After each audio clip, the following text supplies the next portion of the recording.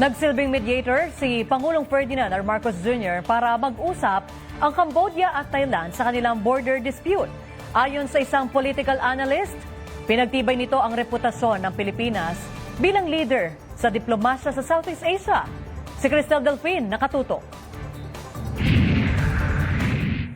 Maganda ang naging bunga ng pagiging tagapamagitan ng Pilipinas sa usaping pangkapayapaan ng Cambodia at Thailand ayon sa isang political analyst. Kasunod yan ang naging makabuluhang trilateral meeting sa pagitan ng mga lider ng nasabing mga bansa. In our capacity as chair of ASEAN for 2026 to Cambodia and Thailand, in order to provide a meaningful space for constructive dialogue on their bilateral border issues.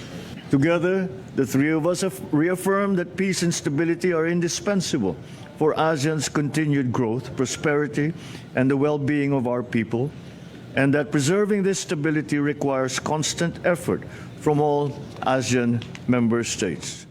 Ayon kay Professor Froilan Calilong, pinatibay nito ang reputasyon ng Pilipinas bilang lider sa diplomasya sa Southeast Asia.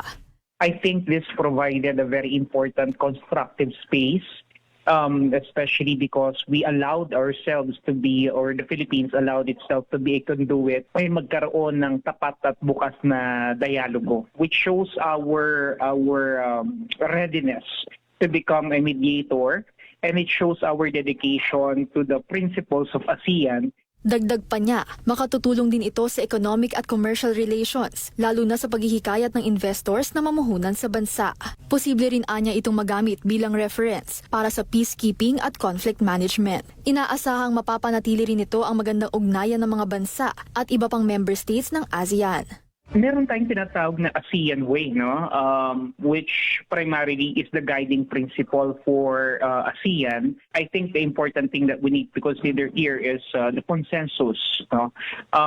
Ideally, dapat lahat ng desisyon dapat napapagkasunduan, and yung use of force is something that we can never tolerate. Sa naganap na pagpupulong ng tatlong bansa, napag-usapan ng kahalagahan ng ASEAN Observer Team at iba pang mga hakbang para matiyak ang pagpapatupad ng ceasefire at mapanatili ang kapayapaan sa gitna ng border conflicts. Cristel Delfin, IBC News.